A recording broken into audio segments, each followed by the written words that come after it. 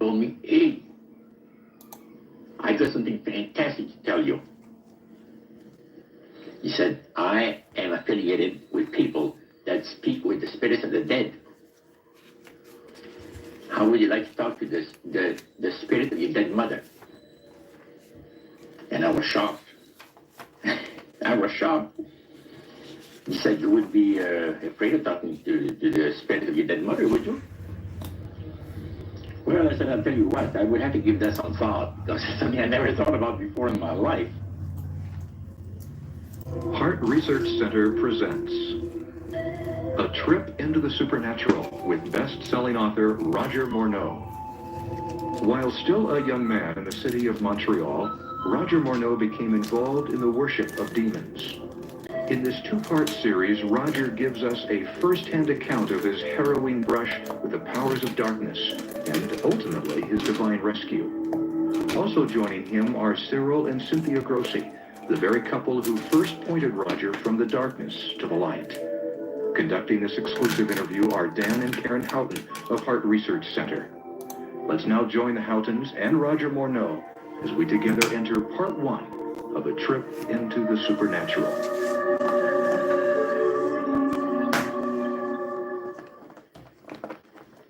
How in the world did you ever get involved in praying to demon spirits? Well, when I came out of the Navy after World War II, I was looking for take up a trade in Montreal, Canada. And at that time, I ran across a fellow that had been on a particular ship with me. And he said, hey, Morneau, you're alive. How nice to meet you. He said, let's have dinner tonight. I said to my boss, can I have the evening off? Because I was the assistant to the Windsor bowling alleys and billiard, you know. It's the high-class place in Montreal where all the dress manufacturing people go and relax. So I got the evening off and I went out, we were having that dinner. He told me, hey, I got something fantastic to tell you. He said, I am affiliated with people that speak with the spirits of the dead. How would you like to talk to the spirit of your dead mother? And I was shocked. I was shocked. He said, you would be afraid of talking to the spirit of your dead mother, would you? Well, I said, I'll tell you what, I would have to give that some thought, because it's something I never thought about before in my life. Most of us probably haven't. A little afraid of something like that. Well, he says, you know, it's written all over your face. You're afraid of going to a seance. But he says, I know you. You're going to come. And then he started telling me how brave I was when I was aboard ship, you know, different things. He says, you're not the same man. You've changed. You're chicken. That's all I needed to hear.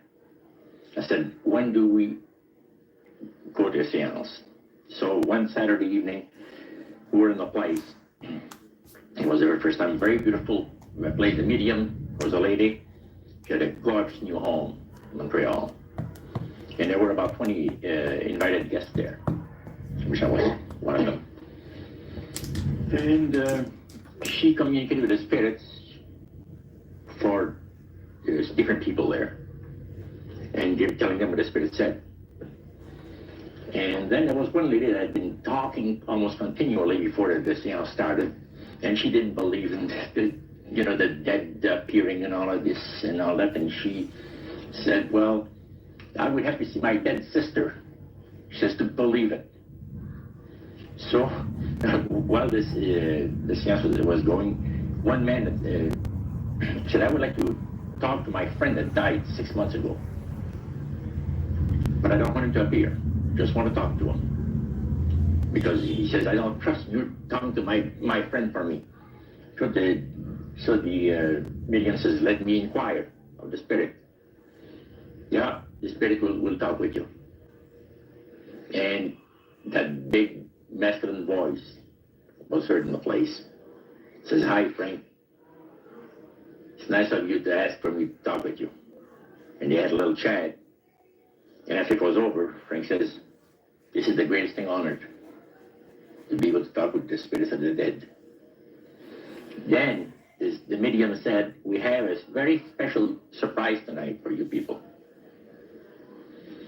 A spirit will manifest itself openly here in a few minutes. And it's like a big gust of wind hit the building. And right through the wall. Now, the lights weren't terribly bright, but they were like living room lights. A couple of floor lamps, and maybe some of these.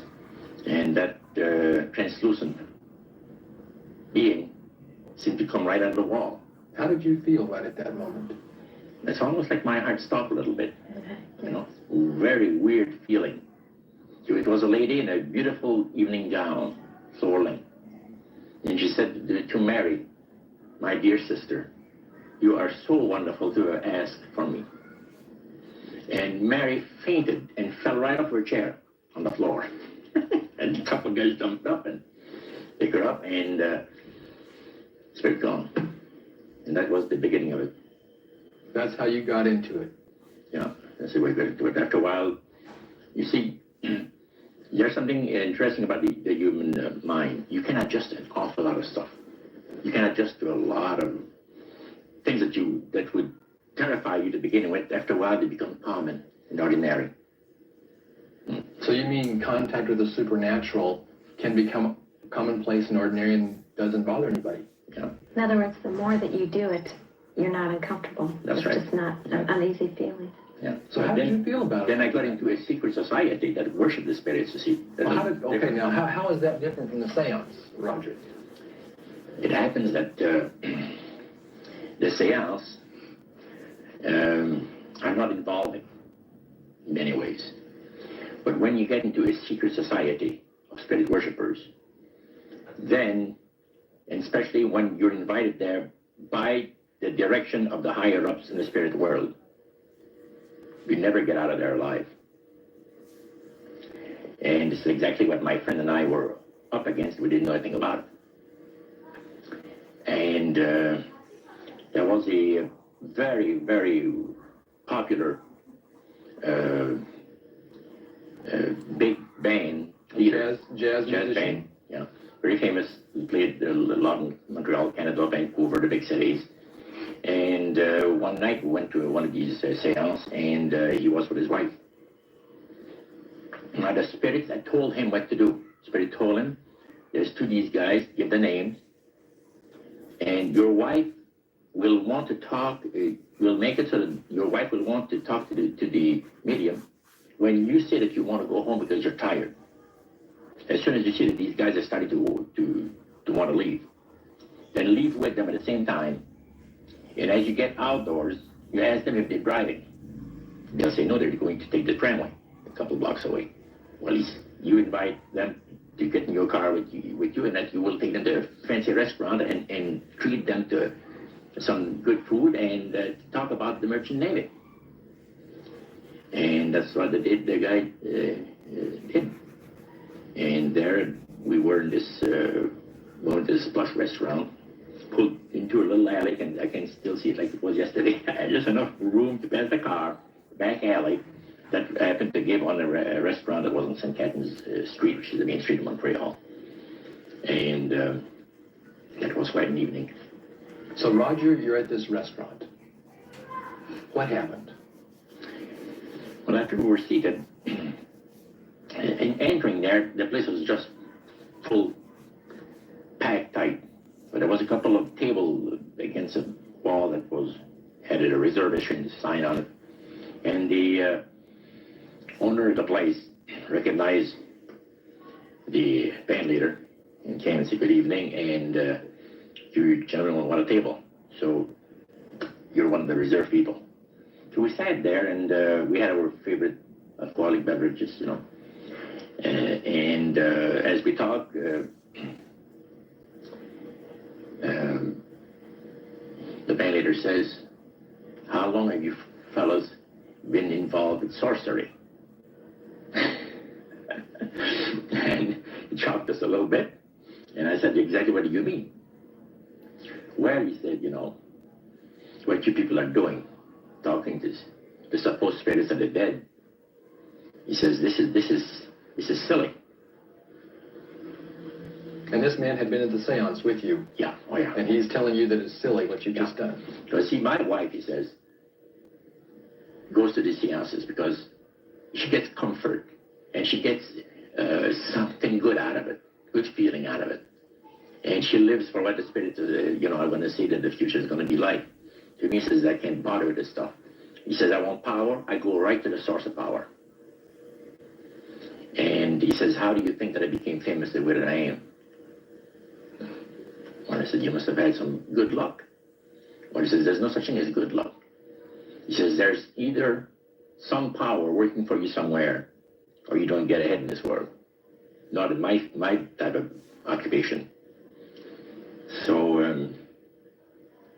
it went from there. We got talking about spirit worship. Did it intrigue you? Or did it make you want to find out more about what exactly he was talking about? Yeah. So he said the supposed spirits of the dead that you're talking with are demon spirits. They're fallen angels. They're beautiful beings. Just set it out, just like Oh, that. yeah. It didn't make you uneasy when he said they were Well, doing it shocked you a little bit, something that you first hear mentioned to you. He said, you guys have got a great future ahead of you. Because we've been told, the high priest of our society, secret society, has been told that the master has very special plans for you too. Now, what did he mean by the master? Satan. And we were interested to hear more about it. And he told us, he says, look, we worship spirits. We worship Lucifer and all his angels. They're just as beautiful as they did before they were cast out of heaven. He says there was a misunderstanding in the whole thing. He says among the inhabitants of the galaxies. And he says our master was misunderstood. And God did not bear with him like he does with people that make mistakes today. So we're in a warfare, good against evil. And we happen to be the evil ones, but we're not that bad. He says, I look at this business between the force of good and evil. He says, you believe in one person believes in God, the other one believes in Lucifer. It's like politics. So the great controversy is real. And you heard someone talk about it that's on the other side. And to these people, they are sold to the fact that Christ will not return to this planet with power and great glory. He's going to abdicate all claims to the planet because the high priest once said that Christ will abdicate all claims to the planet because he knows that it is lawfully and rightfully Satan's.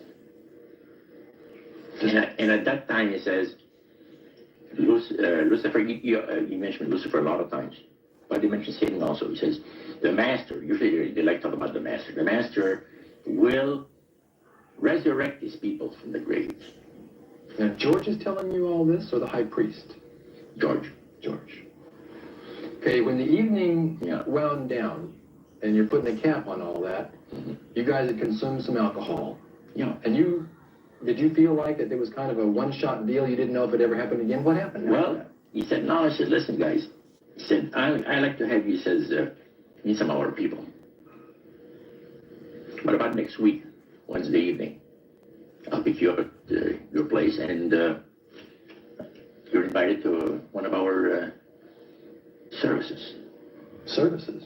Like a church service? Yeah, something like that. It's a testimonial to the spirits. Wow, the spirits have blessed your life.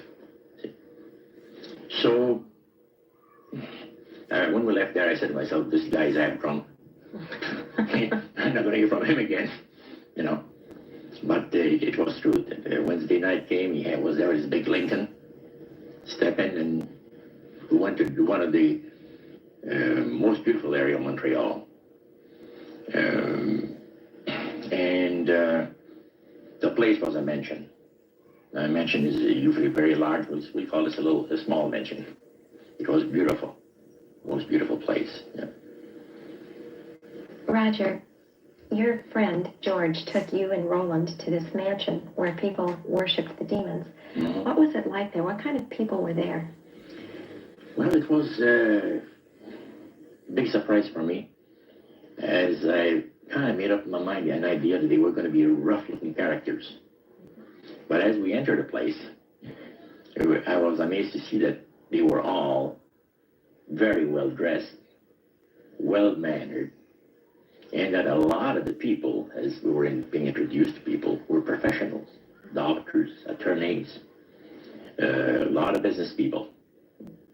And see what they had a praise session to the gods, which is the spirit counselors, which are in charge of legions of spirits, of demon spirits. And they talk about what the Lord of their lives has done for them, because they call on particular spirits, like the god Nehushtan, which you read in 2 King about. The Israelites worshipped this golden serpent that Moses had made. Mm-hmm. Well, behind the spirit worship, behind that, they were worshiping the serpent. They were actually worshiping this spirit Nehushtan. And the same spirit Nehushtan is, the priest was telling us, that the medical doctor that was telling us how he was making operations that had never been made before, because people had to be awake, have no feeling. He was able to, carry on the surgeries that had not been done before. But the spirits would give that capacity to be able to operate without people feeling any pain and things. And also without no problem with the blood, because as you would cut his incision, because incisions, everything open and with no blood running. Mm-hmm. So he could do the work that has not been done before. So. Now, I recall reading in your book that at this praise worship service they had, they would sing hymns. Why would they sing hymns in a demon worship? Yeah, this was kind of a big surprise to me when that took place. The priest said, hey, let's go down to the worship room of the gods and have a praise session, a singing session. So we go down there, and what did you think they pass around? Church hymnals. Christian church hymnals. And I couldn't believe this. I said, what's this business? So the priest says, well, now, he says, for those of you that are new, let me tell you that this is the most feasible way, he says, to please the spirits, is to deride Christ and his people, and his church and all that. So they sing out of Christian hymnals. They didn't sing Christian words to the hymns, however. Well, they changed a lot of the